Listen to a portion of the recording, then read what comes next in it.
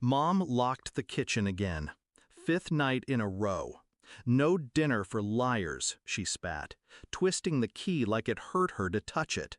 Dad nodded behind her. This is good for you, builds discipline. My stomach screamed louder than I did, but I smiled, quiet, careful. They thought I lied about eating. They thought I lied about hunger, about weakness, about needing anything at all. They didn't know I stopped crying 2 years ago. Didn't know I started planning the day they first skipped my birthday dinner to teach me humility. It was on the third day of no food when I fainted during morning assembly. The nurse gasped when she weighed me. Straight to 911. Straight to IV bags and shaking hands. And then to the truth. The hospital ran blood work. They called it intentional malnutrition due to domestic neglect. I watched the nurse's face twist when I whispered, "They locked the kitchen, said I lied too much." She didn't ask more, she just wrote. And that was the beginning of the end. For them. You wouldn't guess it from the outside. Our house was big, painted, clean. Mom wore pearls to PTA. Dad coached the church basketball team. And me? I was the quiet one, the moody daughter. Too pale, too thin, too suspicious. They said I was dramatic, ungrateful, all while they starved me into silence. They weren't always monsters. When I was 7, Mom braided my hair every morning before school. When I was 9, Dad brought home chocolate chip pancakes on Fridays. But then I got older. I started asking questions. Why is my little brother fed first? Why is my college fund a waste? Why is it disrespect when I speak? The answers were always punishment. I kept a notebook under my mattress, documented everything. Dates, times, locked fridge, missing meals, bruises that never needed fists. Starvation is slow, but so is revenge. At the hospital, the nurse handed me a phone. "Anyone you trust to call?" she asked. I paused, then dialed Miss Carter, my old school counselor. She was the first person who ever asked if I was safe. And this time, I told her everything. CPS visited the house the next day. I was still in the hospital. I heard Mom cried. Dad yelled. But the state didn't care about tears. They cared about records, and I had years of them. Turns out, a locked kitchen with a child fainting at school is very illegal. So is siphoning her college fund into your gambling debt.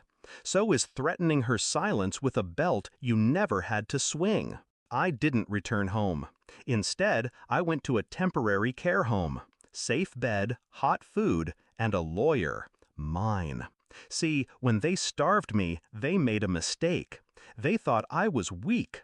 But starving a child doesn't make her forget. It makes her focus. I handed my lawyer the notebook. She looked at me like I was fireproof. Maybe I was. Court took 6 months. Every minute, I sat straight, silent. Mom sobbed on the stand. Dad ranted about disrespectful daughters. But the evidence was airtight. Photos, doctor's notes, bank statements, testimonies. Even my little brother cracked. He admitted he was told to call me the liar. He said he was just doing what Dad said. When the judge ruled in my favor, I didn't smile. I just breathed. The house was seized for investigation. My college fund? Frozen.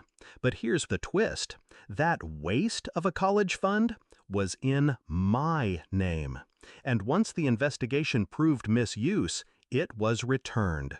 Every last cent. Now, Thanksgiving, 1 year later. I'm at my aunt's. She believed me, took me in. She made turkey, mashed potatoes, apple pie from scratch. She said, "Invite whoever you want." So I did.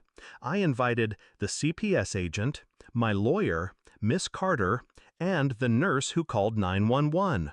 We sat around the table. I wore a soft sweater, ate until I was full, and then I stood to toast. "To liars," I said, voice calm, knife sharp, especially the ones who locked their love behind kitchen doors. They raised their glasses. I didn't have to explain the rest. Because somewhere across town, in a much smaller apartment, Mom and Dad sat alone. No guests, no food they didn't earn, no daughter to mock or starve. And when reporters showed up asking about the court case that shook the county, they had only one word for it: lies. But this time, no one believed them. I didn't get justice by screaming. I got it by remembering, recording, waiting. And when the time came, I didn't ask for permission. I took it.